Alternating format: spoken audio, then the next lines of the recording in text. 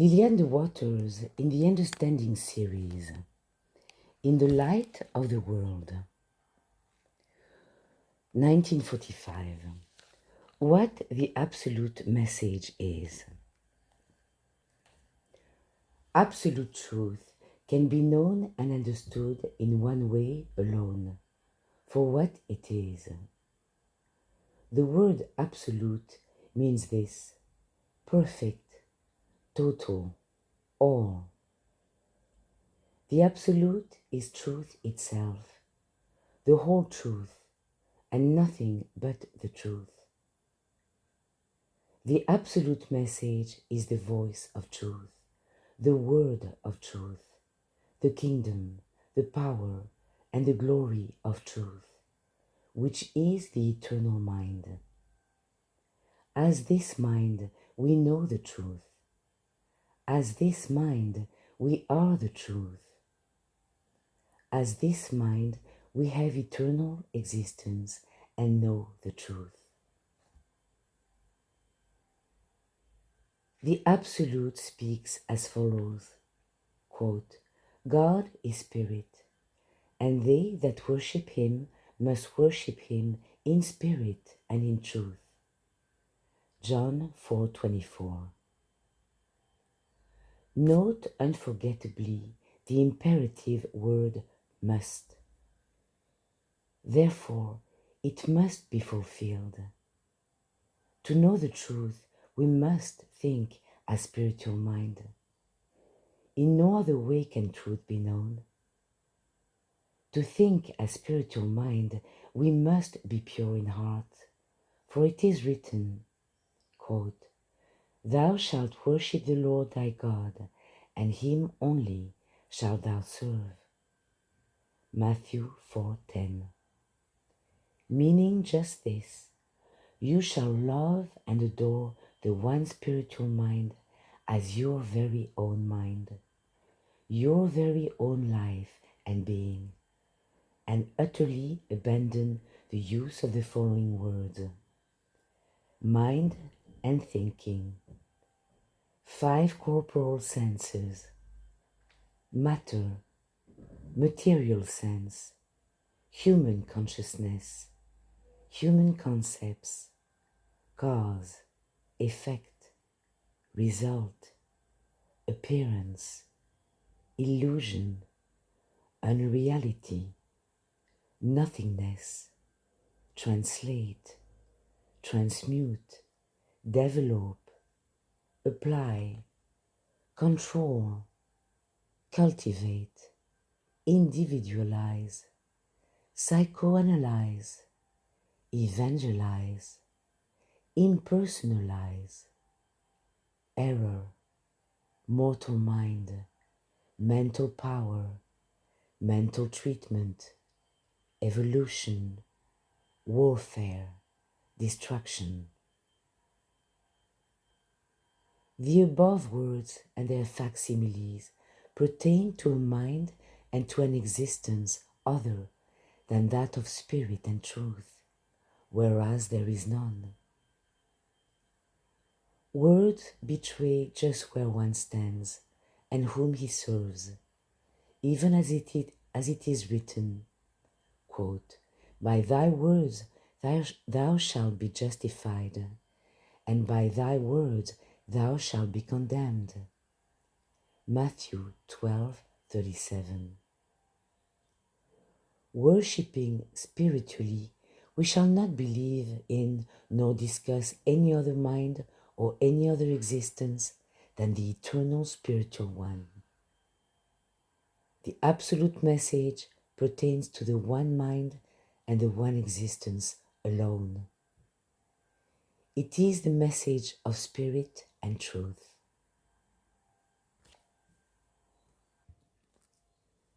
The spiritual command is that we must worship God in spirit and in truth. What is spirit? Spirit is spiritual mind or consciousness. Spirit is spiritual perception. Spirit is spiritual existence. What is truth? Truth is one knowledge, one time, one place, one formation, one existence, without a second. The mind, which is spirit and truth, knows there is nothing true but truth, nothing real but truth, nothing existing but truth. It knows there is no human mind, no human thought, no human existence. Spiritual mind knows there is not a single thing to exist as illusion, shadow, or dream. It knows there are no concepts, no formations, but those existing in its infinite spiritual selfhood. Spirit is all. Truth is absolute. There is nothing before it, nothing beyond it, nothing against it, nothing contrary to it, nothing in contradistinction to it, and nothing beside it. To infinite spirit and truth, itself is all there is. Itself is all it knows, all it sees, all it feels, and all it makes known. Quote, "There is one God, and there is none other than He." Mark 12:32. There is one mind, and there is none other than this infinite divine mind and its infinite divine formation. To this mind, there is not anything to be changed, transmuted, translated, handled, or healed. To this mind, there is no personality, human mind, error, or mental state. To this mind, there is no universal illusion, mesmerism, hypnotism, or mortal mind. Spiritual divine mind does not see other minds, other beings, other formations in need of treatment. It sees no illusion or appearance to be dispelled, no good or evil to be impersonalized, nor any thoughts or pictures to be changed. It does not know of a mortal mind to make any claim, or of an error to argue its points. It does not see anything to be lessened or intensified, to fade out or to be brought to light, to appear to view or to disappear from it. To spiritual mind, all is spirit. To spiritual mind, all is truth. To spiritual mind, all is spiritual formation and spiritual existence. This mind sees its infinite spiritual selfhood to be the one, the alone, and the all. God is not something, God is all. If we would obey God and worship in spirit and in truth, then we must accept the allness of God. We must accept God to be totality, universality, infinitude, all. And we must not accept any other mind, power, formation, or existence than this infinite one.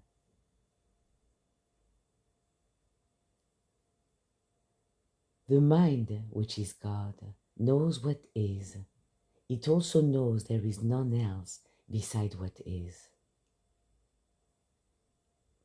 This infinite spiritual mind knows, sees, feels, and has cognition of all there is in its infinite perfect selfhood. It also knows that there is no mind to think, to see, to feel, or to be cognizant of anything. It knows that there is no time when truth is not present, manifest, experienced. In the allness of God, there is not anything physical, nor anything material, not anything mortal or mental. God is not the source of anything. God is not a cause or an effect. God is all. Our existence is spiritual mind. Our existence is spirit and truth. As this mind, we know there is no human food, no mental influence, no material mindedness, no traditional beliefs, no Adam race, no personalities or human beings, no errors that has existed down the centuries. No centuries to elapse before truth will be universally known and expressed. Spiritual mind and spiritual existence is all there is. In the universality of this mind, there is no place for a material existence, a human or a mortal existence, or for a mental existence. There is no place for, for a material sense or a material body, for a mortal mind or a mortal body, and there is no place for a mental practice. Functioning as spiritual mind, our vision is single. Our thoughts are pure thoughts, natural, spontaneous, harmonious, and altogether satisfying. Our thoughts need no watching, controlling, or reversing. To infinite spirit and truth, itself is all there is. Itself is all it knows, all it sees, all it feels, and all it makes known. God knows no manifest as personal minds and personal beings. God does not build better bodies according to better mental pictures. God does not see through a lie, nor reverse a lie. God does not need to develop, attain, translate, overcome, or destroy anything in his infinite, illimitable self and kingdom, where he is totality, universality, all. God does not see the need of anyone to be healed or redeemed. God is our only mind and being.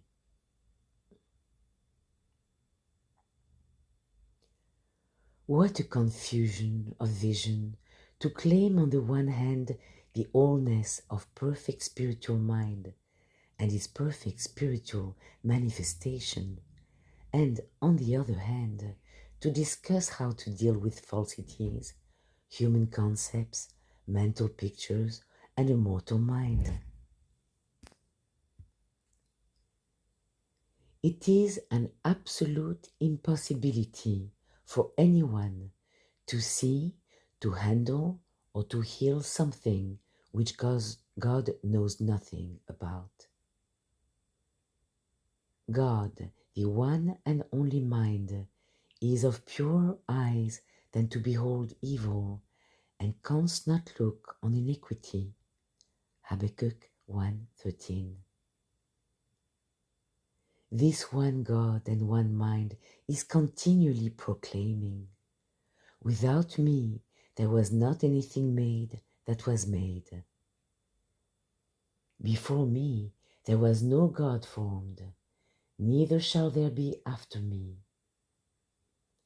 Is there a God beside me? Yea, there is no God, I know not any.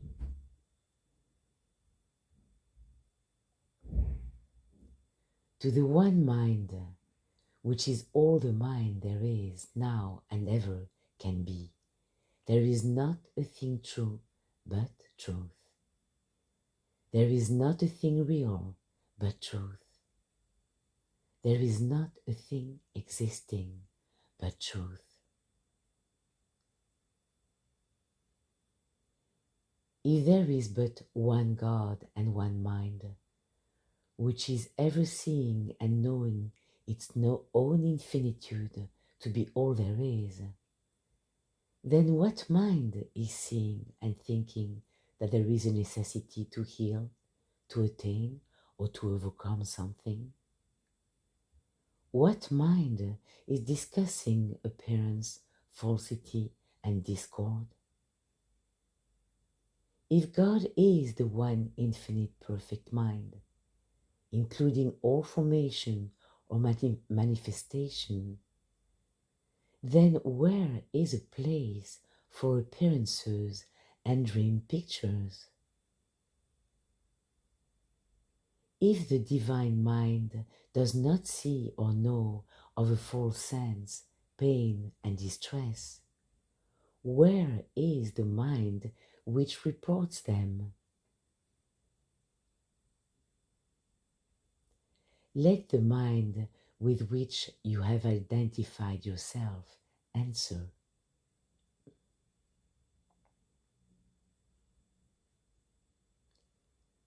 There is one state of being alone, the state of perfection and immortality, without a cause, without a beginning or end. This one absolute state of being is the Father's house of many mansions, infinite mind and its infinite illumination and revelation, the self-luminous, self-revealing one, ever proclaiming itself to be all, beside which there is none else. Our existence as this one infinite, indivisible mind is eternal, for this mind includes all that exists. There has never been any other existence. There is no existence such as that of another mind. Again, there is no existence such as that of another mind. As this God mind, we do not discuss what we know does not exist.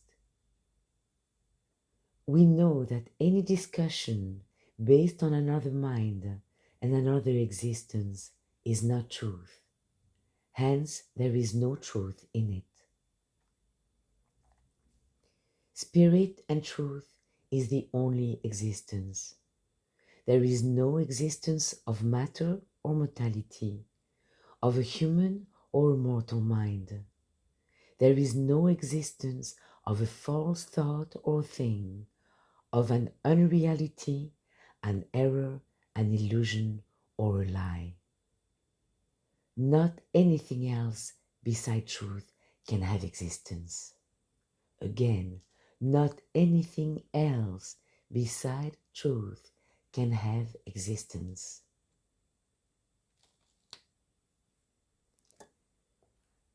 Dear friend, the way to spirit and truth, to perfection and spiritual existence, is not by purification of mind and thinking.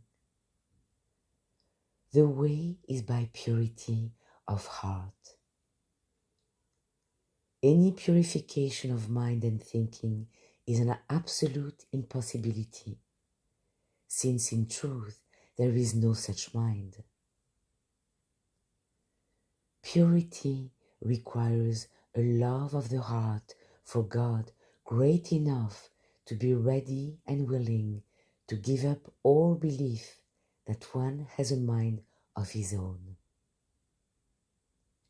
Then, spontaneously, he thinks as divine mind, the only mind there ever can be.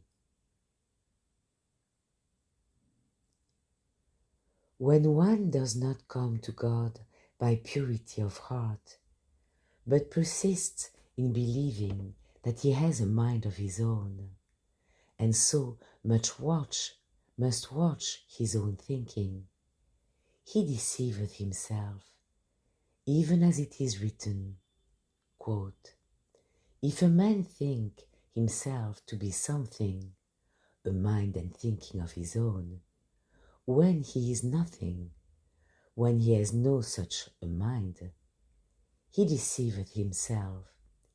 He is not thinking as the true mind. Galatians 6:3. Those of us who have set our hearts upon the God mind, the one and only mind there is or can be, we are the true worshippers. We know the absolute truth. Light must be seen by light. In no other way can light be seen. Likewise, truth must be known by the true mind. In no other way can the truth be known. It is imperative that the way to truth be the way of one, without a second, the way of truth without error, the way of reality without unreality, the way of the one God alone. Then, as this one, we can proclaim, quote, I am the truth. I am the true mind. I know no other mind and no other existence than that of spirit and truth. I serve no other. I discuss no other. I love and worship the one alone.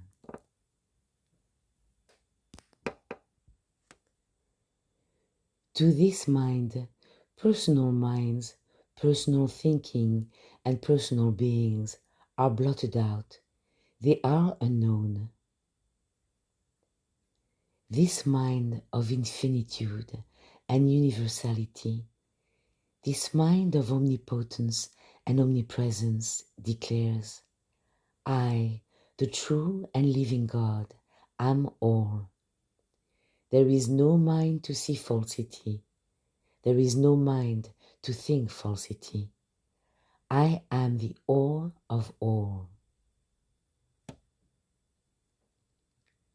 They who believe they have a mind of their own and must stand guard over this mind, since its thinking is the source of their health, harmony, and success, Jesus likened to a foolish man who built his house upon the sand.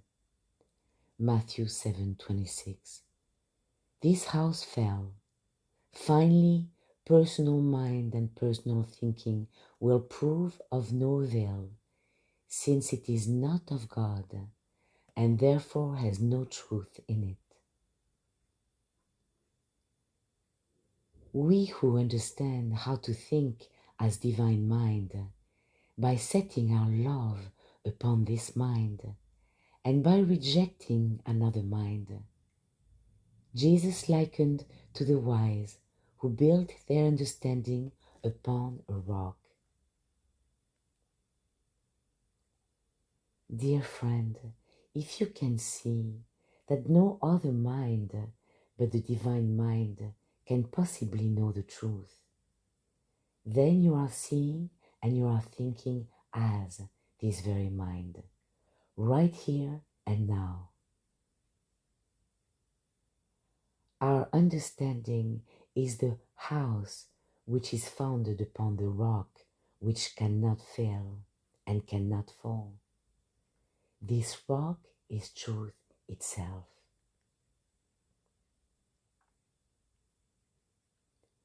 Only as the perfect divine mind can we ever see that there is no other mind believing in itself.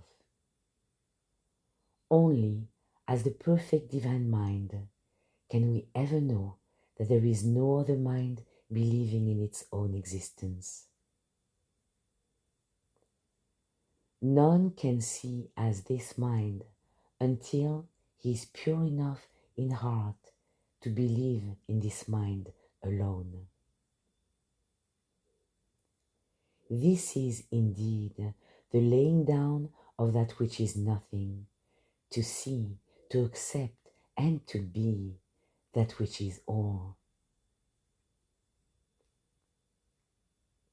Only when we are thinking as the divine mind do we know that there is no other mind.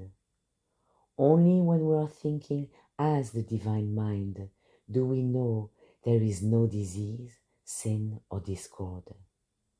No demonstration, translation, or destruction in God or in God's entire universe. Thinking as this divine mind, we know that there is no human need. We know there has never been a human existence. There has never been a mortal existence. There has never been a mental state or thing. Spiritual existence has always been the one, the alone, the all there is and ever shall be.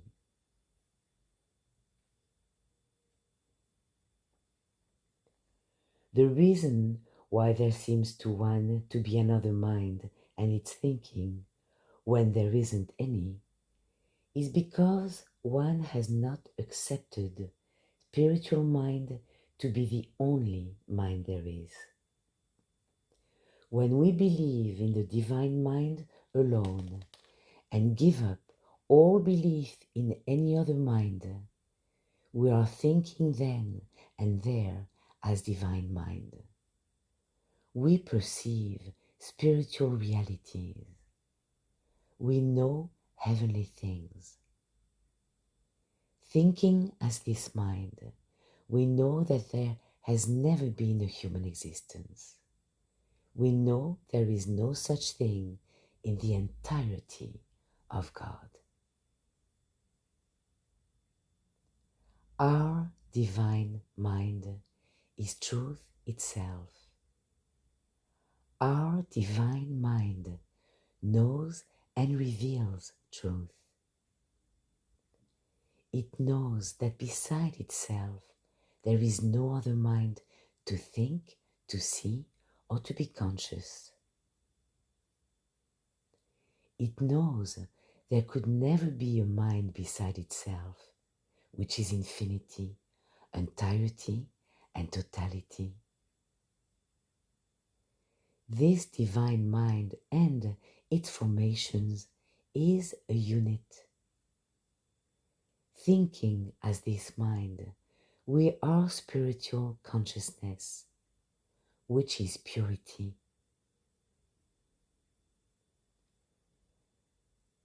God does not manifest himself as a personal you and me.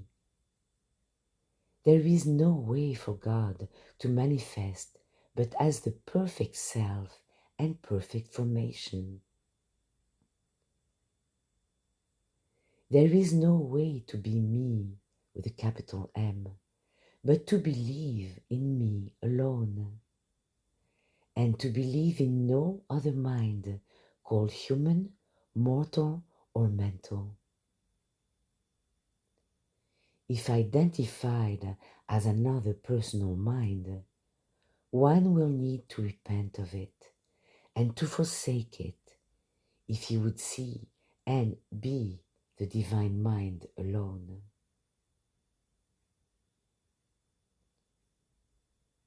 The answer to every need is prepared, ready and at hand.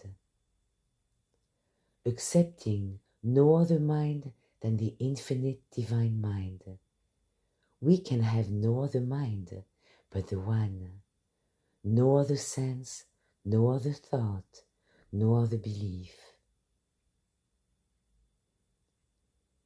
Thinking as this mind, you will not seek healing by using healing thoughts. You will not treat anyone or anything.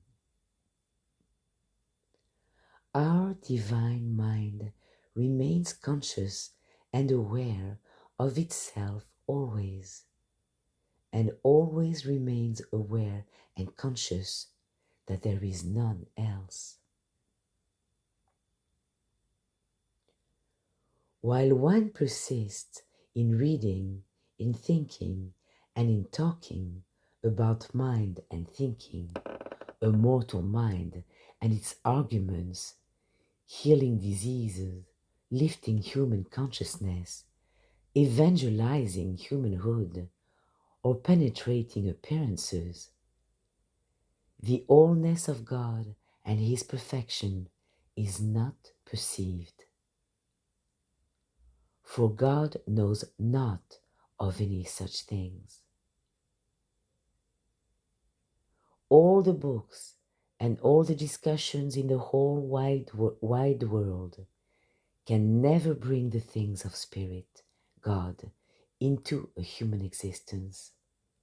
It is an utter impossibility. The paramount question today should be this: how shall I be able to think as the divine mind, and so be happy, harmonious, whole, and complete? The answer is this: close the door and keep it closed to personal mind and thinking. Open your heart wide to God with an all-absorbing spiritual love. You shall have spiritual perception. You shall be the wholeness you crave. The angels of God will bear witness with you that now are we the mind of God.